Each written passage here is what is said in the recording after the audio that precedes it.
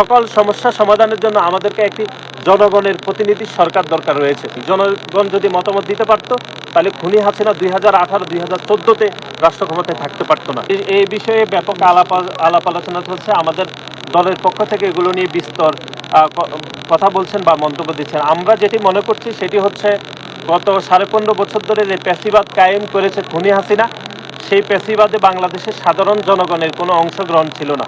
সুতরাং যে জুলাই এবং আগস্টে যে গণ অভ্যুত্থান হয়েছে এবং 5 তারিখে গণ অভ্যুত্থানে খুনি হাসিনা যে দেশ থেকে পালিয়েছে, সেটির অন্যতম অনুষঙ্গ ছিল যে জনগণ আসলে তার মতামত দিতে পারেনি। জনগণ যদি মতামত দিতে পারতো তাহলে খুনি হাসিনা 2018-2014-তে রাষ্ট্র ক্ষমতায় থাকতে পারতো না।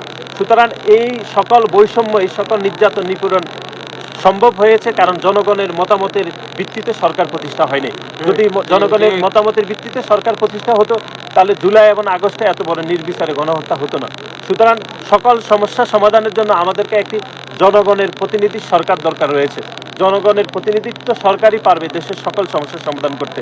আমরা এই অন্তর্বর্তীকালীন সরকার জুলাই এবং আগস্টের গণ অভ্যুত্থানের ফসল। আমাদের দল ইতিমধ্যে এই সরকারকে সহযোগিতা করার কথা বলেছে। আমাদের দলের ভারপ্রাপ্ত চেয়ারম্যান জনাব তারেক রহমান বলেছেন, কিন্তু দল থেকে বলা হয়েছে একটি ন্যায্য সময়ের মধ্যে সংস্কার শুরু করে নির্বাচনের ব্যবস্থা করতে হবে। কিন্তু সংস্কার একটি চলমান প্রক্রিয়া। এটি তো বাংলাদেশ যতদিন থাকবে সংস্কার আসলে ততদিন চলতে থাকবে। এটি তো আপনি রোড ম্যাপ করে করতে পারবেন না যে আগামী 5 বছর আমি সংস্কার করে সব সংস্কার শেষ করতে পারবো। এরকম আসলে কোনো পৃথিবীর কোনো রাষ্ট্রের সম্ভব না।